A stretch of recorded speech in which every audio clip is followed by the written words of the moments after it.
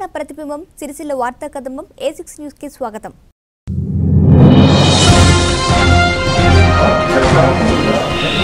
సిరిసిల్ల మానేరు లక్షల కోట్ల కృషికి అంతా మాయమైన తర్వాత ఇప్పుడు ఏమంటున్నారంటే ఈ దీని మీద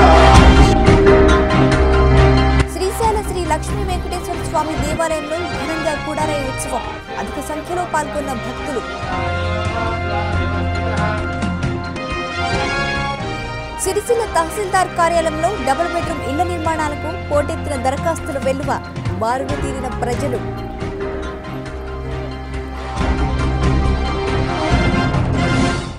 పాలకులు అధికారుల నిర్లక్ష్యం వల్ల ఇసుక స్మగ్లర్లు యథేచ్ఛగా హైదరాబాద్ ఇతర ప్రాంతాలకు మాఫియా ద్వారా ఇసుకను తరలిస్తూ కోట్లాది రూపాయలు అక్రమంగా సంపాదిస్తున్నారని సిరిసిల్లలో భవన నిర్మాణదారులకు ఇసుకను అనుమతివ్వకపోవడాన్ని అఖిలపక్షం నాయకులు తీవ్రంగా ఖండించారు. సిరిసిల్ల మానేరు వాగు నుండి భవన నిర్మాణదారులకు ఇసుకను అనుమతి ఇవ్వాలని అఖిలపక్ష రాజకీయ పార్టీల నేతలు పట్టణంలోని సిపిఐ పార్టీ కార్యాలయంలో సమావేశమయ్యారు. అనంతరం వారు మీడియాతో మాట్లాడుతూ మానేరు వాగు నుండి భవన నిర్మాణదారులకు ఇసుకను అనుమతి ఇవ్వాలంటూ మంత్రి కేటీఆర్ను కలిశామని, ఆర్డీఓ భిక్షానాయక్కు చెప్పి సిరిసిల్ల ప్రజలకు వెసులుబాటు కల్పిస్తున్నామని అన్నారు. కానీ ఆర్డీఓను సంప్రదించగా మంత్రి చెప్పలేదు. చెప్పినా చెల్లదని అనడం విచిత్రంగా ఉందని అన్నారు. గతంలో కాంగ్రెస్ ప్రభుత్వ హయాంలో స్థానిక శాసనసభ్యులు కేటీఆర్ ఆధ్వర్యంలోనే సిరిసిల్ల పట్టణ అవసరాల నిమిత్తం 3 గంటలు ఇసుకను అనుమతించారని, కానీ ఇప్పుడు అధికారంలో ఉండి కూడా ఇసుకను అనుమతించకపోవడం శోచనీయమని అన్నారు. ఇప్పటికైనా అధికారులకు తగు సూచనలు చేసి ఇసుకను బయటకు వెళ్లకుండా చూడాలని, సిరిసిల్ల భవన నిర్మాణదారులకు అనుమతించేందుకు కృషి చేయాలని వారు కోరారు. లేని ఎడల సంక్రాంతి తర్వాత రిలే నిరాహార దీక్షలను చేపడతామని, సిరిసిల్ల మీదుగా ఏ ఒక్క ఇసుక లారీని హైదరాబాద్కు పోనీయకుండా అడ్డుకుంటామని రాజకీయ అఖిలపక్ష నాయకులు వెల్లడించారు. ఈ సమావేశంలో కాంగ్రెస్ పార్టీ అధ్యక్షులు సంగీతం శ్రీనివాస్, బీజేపీ పట్టణాధ్యక్షుడు గజంబీకార్ చందు, వైఎస్ఆర్సీపీ పట్టణాధ్యక్షుడు గాజుల బాలయ్య, సిపిఎం నాయకులు పంతం రవి, సిపిఐ నాయకులు సామల మల్లేశం, పోలు కుమరయ్య, బూరా శ్రీనివాస్, ట్రాక్టర్ యజమానులు పాటి రాజ్కుమార్, రాపెల్లి రమేష్ తదితరులు పాల్గొన్నారు. ఒక పోరాటం చేయాలనేది మేము నిర్ణయించుకున్నాం. సంక్రాంతి తర్వాత రిలే నిరాహార దీక్ష చేయాలనేది మేమందరం అభిప్రాయపడతా ఉన్నాం. దీని మీద భవిష్యత్తులో ఇక ఎంతటి పోరాటమైనా ఇక చేసి సిరిసిల్ల ప్రాంత ప్రజలకు ఏదో ఒక రకమైనటువంటి 3 గంటలో 4 గంటలో ఎక్కడనో ఒక స్థలం నిర్ణయించి అక్కడికి వెళ్ళి మాత్రమే తీసుకెళ్ళండి అనే విధంగా మాకు హామీ కావాలనే పద్ధతుల్లో మేము అఖిలపక్షం అందరం ఒక అభిప్రాయం మీద ముందుకు పోరాటం చేయాలనేది నిర్ణయించుకుంటా ఉన్నాం. ఉన్నటువంటి ప్రస్తుత బర్నింగ్ సమస్య ఈ యొక్క ఇసుకపై సిరిసిల్లలో ఉన్నటువంటి అన్ని రాజకీయ పార్టీలందరం కూడా కలిసి ఒక అఖిలపక్షంగా ఏర్పడి మొన్న వ్యాపార సంఘ భవనంలో అందరి యొక్క అభిప్రాయాలు తీసుకొని ఒక సమావేశం కూడా ఏర్పాటు చేసుకొని అదే రోజున హైదరాబాద్కి వెళ్ళి మన స్థానిక ఎమ్మెల్యే మంత్రి గారు తారక రామారావు గారిని కూడా కలవడం జరిగింది. వారు స్పందించి మేము ఇచ్చినటువంటి రిప్రజెంటేషన్ తీసుకోవడం కూడా జరిగింది. తెల్లవారి మళ్ళీ తనే స్వయంగా ఫోన్ చేసి మీరు వచ్చినటువంటి విషయం ఏంటిదంటే కూడా మళ్ళీ మేమందరం కూడా చెప్పడం జరిగింది. అయ్యా, ఇక్కడ ఉన్నటువంటి స్థానిక అవసరాలకు మీరు ఈ యొక్క అక్రమ రవాణాదారుల గురించి మీరు అడ్డుకట్ట వేయడం, స్థానిక అవసరాలకు ఇసుకను ఇక్కడ బంద్ చేయడం కరెక్ట్ అయినటువంటి ఇది పని కాదు. మీరు వెంటనే స్థానిక అవసరాలకు సిరిసిల్ల పట్టణ ప్రజలకు అందరికీ కూడా మీరు వెంటనే ఒక 2-3 గంటల వెసులుబాటు కల్పించాలనేటువంటి విషయాన్ని మేము కూడా చెప్పడం జరిగింది. ఆయన చరవాణిలో మళ్ళీ ఈ అక్రమ డంపల సంగతి ఏంది, లేకుంటే అక్రమ రవాణాదారుల సంగతి ఏంటంటే వారందరూ కూడా మీ పక్కన ఉండి మీ ముంగట ఉండి మాట్లాడేటువంటి వ్యక్తులే. వాళ్ళను కట్టడి చేయాల్సినటువంటి బాధ్యత ఇక్కడ ఉన్నటువంటి అధికారులది. దాన్ని సాగుగా తీసుకొని ఇలా సిరిసిల్ల పట్టణానికి వినియోగదారులకు, భవన నిర్మాణదారులకు కానీ, కార్మికులకు కానీ, ఇసుక మీద ఆధారపడినటువంటి కార్మికులకు అందరికీ కూడా చాలా ఘోరమైనటువంటి పరిస్థితి ఉన్నది. రెక్కాడితే డొక్కాడలేనటువంటి పరిస్థితిలో ఉన్నటువంటి కార్మికులకు కూడా, రోజువారీ పని చేసుకున్నటువంటి కార్మికులకు కూడా ఈ ఇసుక వల్ల పని దొరకక అల్లాడిపోతున్నటువంటి విషయం ప్రజలందరూ కూడా చూస్తూ ఉన్నారు. మేము అంటున్నాం ఒకటే, వెంటనే ఈ యొక్క అవసరాలకు మీరు ఇసుకకు వెసులుబాటు కల్పించాలని చెప్పినాం. ఆయన కూడా స్పందించి, మంత్రి గారు స్పందించి నేను వెంటనే ఆర్డీఓ గారికి చెప్తా, ఆర్డీఓ గారికి చెప్పి 2 గంటలో 3 గంటలో నేను ఖచ్చితంగా అయ్యే విధంగా చూస్తా అని మాకు మాట ఇవ్వడం జరిగింది. ఇది జరిగింది ఇప్పటికి 2 దినాలు అవుతున్నది. ఈరోజు మళ్ళీ ఆర్డీఓ దగ్గరికి వెళ్ళి మేమందరం అఖిలపక్షం అన్ని రాజకీయ కూడా కలిసి వెళ్ళి అయ్యా ఆర్డీఓ గారు మరి సిరిసిల్ల పట్టణానికి ఇసుక వెసులుబాటు కల్పిస్తామని చెప్పి మంత్రి గారు మాతో చెప్పడం జరిగింది. మీతో కూడా చెప్తానని అన్నారు. మరి ఏమైనా చెప్పారంటే ఆయన నిర్లక్ష్యమైనటువంటి యొక్క విధానంతో నాకేమి చెప్పలేదు. నేను ఏదైనా ఉంటే కాగితం మీద లిఖితపూర్వకంగా ఇస్తేనే మేము చేసేవాళ్ళం, మంత్రి చెప్పగానే కాదు మాకు జీవో రావాలి అనేటువంటి విషయాన్ని నిర్లక్ష్యంగా మాతోని ఈ విధంగా మాట్లాడడం జరిగింది. ఇది నిజంగా శోచనీయకరమైనటువంటి విషయం. అయ్యా ఆర్డీఓ గారు, మీకు అధికారులకు కూడా మేమందరం అఖిల పక్షం పక్షాన మేము ఒకటే అడుగుతున్నాం. ఇవాళ జీవో అనేది ఈ 45 రోజుల కింద వచ్చిందా? మీరు బంద్ చేసింది 45 డేస్ అని ఇవ్వాలండి. ఈ జీవో అనేది ఇవ్వాలి వచ్చిందా లేకుంటే పాత జీవో అనేది? గత ప్రభుత్వాలు 10-15 రోజులు 10 సంవత్సరాలు కాంగ్రెస్ ప్రభుత్వం ఉన్నా కానీ అంతకుముందు తెలుగుదేశం పార్టీ ఉన్నా కూడా ఆనాడు ఉన్నటువంటి జీవోలే ఈనాడు ఉన్నాయి. నువ్వు నిన్నాక మొన్న వచ్చినటువంటి కొత్త జీవోతో మీరు బంద్ చేసిందా? ఇలా జీవో ఉంటేనే మేము ఇస్తాం లేకుంటే లేదు అని మరి 45 రోజుల కింద మీరు ఏ విధంగా ఇచ్చారు? పోనీ ఇప్పటికి కూడా అక్రమ రవాణాదారులు ఎవరైతున్నారో 2,000-2,300 తీసుకుంటూ ఇలా వాగులలో 10-15 ట్రాక్టర్లు ఇప్పటికీ అక్కడ ఉన్నాయి. మీరు అన్ని కూడా ఇప్పుడు నిన్న పట్టుకున్నటువంటి నిన్న జరిగినటువంటి సాక్షి కథలను జరిగింది, సాక్షి పేపర్లో రావడం జరిగింది. నిన్న పట్టుకున్నటువంటి ఏదైతే అక్రమ రవాణాలు ఏదైతే ఇసుక ట్రాక్టర్లు ఉన్నాయో అవి మళ్ళీ అధికార పార్టీకి చెందినటువంటి వాళ్ళే వెంటనే 5,000 రూపాయలు 10,000 రూపాయలు లంచం తీసుకొచ్చుకొని మళ్ళీ వెంటనే విడిపెట్టడం జరిగింది. వారి రోజువారీ చేసుకున్నటువంటి కూలీలు చేసుకున్నటువంటి ట్రాక్టర్లు అయితే మీరు పట్టుకుంటా ఉన్నారు. ఈ విధమైనటువంటి నీచమైనటువంటి చర్యను మీరు ఇట్లా చేయడం కూడా కరెక్ట్ కాదు. ఆర్డీఓ గారు కానీ ఇతర అధికారులందరూ కూడా మేము హెచ్చరిస్తున్నాం. మీకు దయచేసి సంక్రాంతి లోపు మీరు వెంటనే సిరిసిల్ల పట్టణానికి వెసులుబాటు కల్పించకపోతే అఖిలపక్షం ఉన్నటువంటి సిరిసిల్ల రాజకీయ పార్టీలు మేమందరం కూడా కలిసి సంక్రాంతి తర్వాత మేము సిరిసిల్ల పట్టణంలో ఈ ఇసుక గురించి ఉద్యమించడానికి ఒక నిర్ణయం కూడా తీసుకోవడం జరిగింది. సోమవారం నుంచి రిలే నిరాదక్షలు కూడా అఖిలపక్షం తరఫున చేయాలనేటువంటి ఒక నిర్ణయం కూడా జరిగింది. మీరు ఇప్పటికైనా వెంటనే ఈ అక్రమ దారులను అడ్డుకట్ట వేసి అధికారులందరూ సిరిసిల్ల పట్టణానికి వెంటనే అవసరాలకు ఇసుక ఇచ్చే విధంగా మీరు నిర్ణయం తీసుకోవాలని అఖిలపక్షం తరఫున మేము డిమాండ్ చేస్తాం. సిరిసిల్ల పట్టణంలో 7 తారీఖు నాడు జరిగిన అఖిలపక్ష సమావేశంలో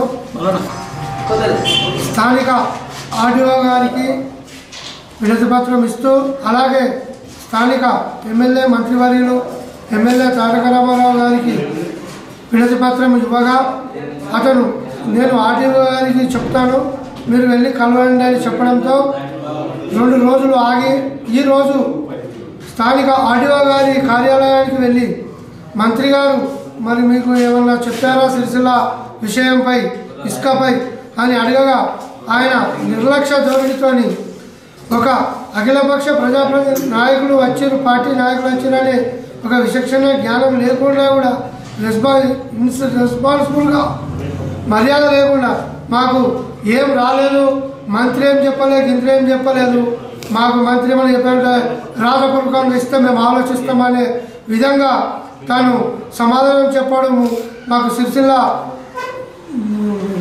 అఖిలపక్షానికి చాలా బాధాకరంగా ఉంది.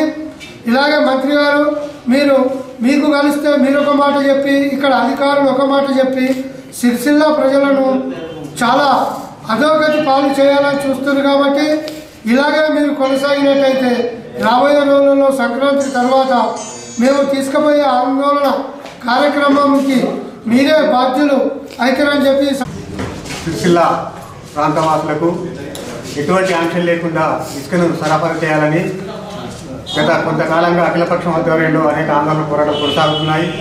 మరి ఇప్పటికే పెద్దలు అన్ని విషయాలు వివరించారు. మరి మేము ఈ సందర్భంగా స్థానిక ఎమ్మెల్యే మంత్రివర్యులు తెలియజేసేది ఏంటంటే మీరు ఇప్పుడు తెలుసుకోవాల్సిన సమయం ఆసన్నమైంది. అదేంటంటే మీరు ప్రజల పక్షమా ఇసుక అక్రమ రవాణాదారుల పక్షమా అనేది తెలుసుకోవాలి. మరి సిరిసిల్ల ప్రాంతవాసులకు కూడా తెలుసు, గతంలో ప్రస్తుతం మంత్రి ఎమ్మెల్యేగా ఉన్న సమయంలో కాంగ్రెస్ ప్రభుత్వ హయాంలో ఆయననే స్వయంగా ఆర్డీఓ గారి వద్దకు వచ్చి జీవోలు గీవోలు ఏవీ లేవు, ఇక్కడి ప్రాంతవాసులకు ఇసుకను సప్లై చేయాల్సిందే అని డిమాండ్ చేసి అప్పుడు ఇసుకనిప్పించారు. మరి ఇప్పుడు అధికారంలో ఉండి కూడా ఇక్కడి ప్రాంతవాసులను ఇక్కడ ప్రాంతవాసులకు ఇసుక దొరకనివ్వకుండా చేయడం ఇది ఆయనకే చెల్లింది. ఇప్పటికి కూడా గత 45 రోజుల నుండి ఇసుక రవాణాను ఆపడం ఫలితంగా ఆ రంగంపై ఆధారపడ్డ అనేక కార్మిక కుటుంబాలు ఆందోళనకు గురవుతున్నాయి. మరి ప్రస్తుత పరిస్థితుల్లో పండుగ సీజన్ కూడా ముందుంది. కనీసం వాళ్ళకి తినడానికి తిండి లేని పరిస్థితులు ఇక్కడి కార్మికులు ఎదుర్కొంటున్నారు. కనుక తక్షణమే మంత్రివర్యులు ఈ సమస్యను సామరస్యపూర్వకమైన వాతావరణంలో చర్చించి దీన్ని ఇక్కడి ప్రాంతవాసులకు ఇసుక అందే విధంగా చర్యలు తీసుకోకుంటే ఈ అంశాన్ని ప్రజల్లోకి తీసుకెళ్లి దీనిపై అసలు మంత్రి ఉండుడా ఇక్కడి నుండి వెళ్ళిపోవడం అనేది ప్రజాక్షేత్రంలో తెలుసుకుంటామని సందర్భంగా అఖిలపక్షంగా మేము మంత్రివర్యులను హెచ్చరిస్తా ఉన్నాం. సిరిసిల్ల శ్రీ లక్ష్మీ వెంకటేశ్వర స్వామి దేవాలయంలో కుడారే ఉత్సవం వేద మంత్రోచ్చారణల మధ్య ఘనంగా జరిగింది. మహిళలు మంగళ హారతులతో ఆలయానికి అధిక సంఖ్యలో పాల్గొన్నారు. సిరిసిల్ల శ్రీ లక్ష్మీ వెంకటేశ్వర స్వామి దేవాలయంలో మహిళలు మంగళహారతులతో కుడారే ఉత్సవానికి అధిక సంఖ్యలో హాజరయ్యారు. ఉదయాన్నే దేవాలయానికి చేరుకుని స్వామివారి సేవలో నిమగ్నమయ్యారు. దేవాలయంలో ఏర్పాటు చేసిన ప్రత్యేక మండపంలో అర్చక బృందం కుడారే ఉత్సవం ఘనంగా నిర్వహించారు. అనంతరం స్వామివారి తీర్థ ప్రసాదాలను భక్తులు స్వీకరించారు. ఈ కార్యక్రమంలో శ్రీ లక్ష్మీ వెంకటేశ్వర స్వామి దేవాలయం కార్యనిర్వహణాధికారి ఎన్ శ్రీనివాస్, అర్చక బృందం మరియు ఆలయ సిబ్బంది పాల్గొన్నారు.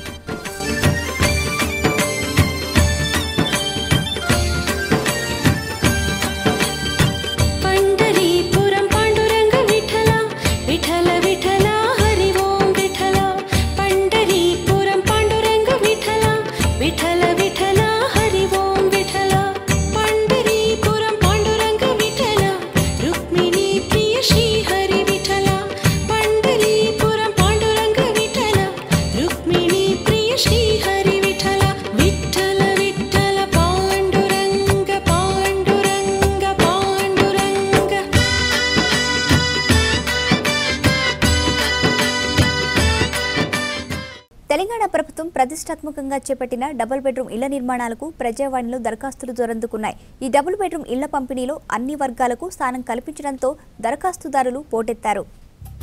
సిరిసిల్ల నియోజకవర్గంలోని మండల తహసీల్దార్ కార్యాలయాల్లో డబుల్ బెడ్రూమ్ ఇళ్ల నిర్మాణాలకు ప్రజలు పెద్ద ఎత్తున దరఖాస్తులు చేసుకున్నారు. దరఖాస్తులను పూర్తిగా పరిశీలించిన తర్వాత ప్రభుత్వం లబ్ధిదారులను ఎంపిక చేయనుంది. ఇప్పటికే జిల్లాల్లో నియోజకవర్గానికి 400 ఇళ్ల చొప్పున 5200 ఇళ్లు మంజూరు కాగా కరీంనగర్, సిరిసిల్ల, కోరుట్ల, హుస్నాబాద్కు అదనంగా ఇళ్లు మంజూరు చేస్తున్నట్లు అధికారులు వెల్లడించారు.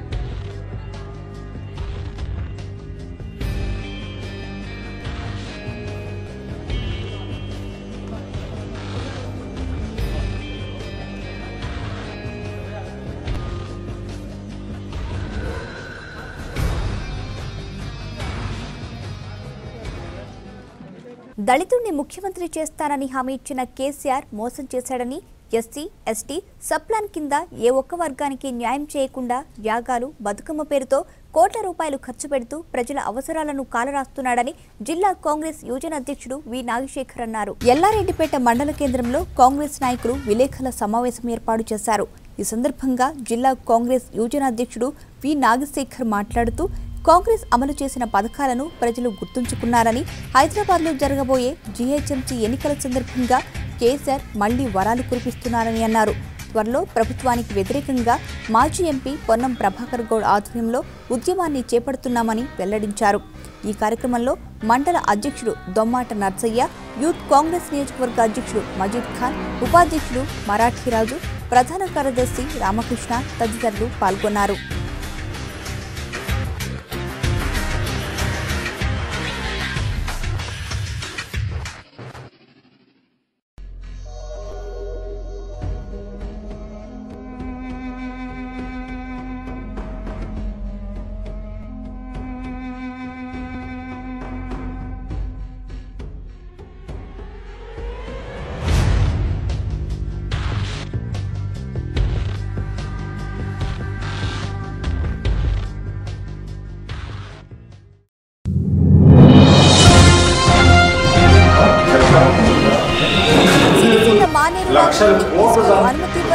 దృష్టికి అంతా మాయమైన తర్వాత ఇప్పుడు ఏమంటున్నారంటే దీని మీద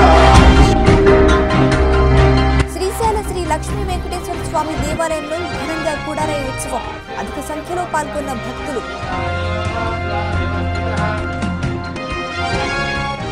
సిరిసిల్ల తహసీల్దార్ కార్యాలయంలో డబుల్ బెడ్రూమ్ ఇళ్ల నిర్మాణాలకు పోటెత్తిన దరఖాస్తుల వెల్లువ. బారులు తీరిన ప్రజలు.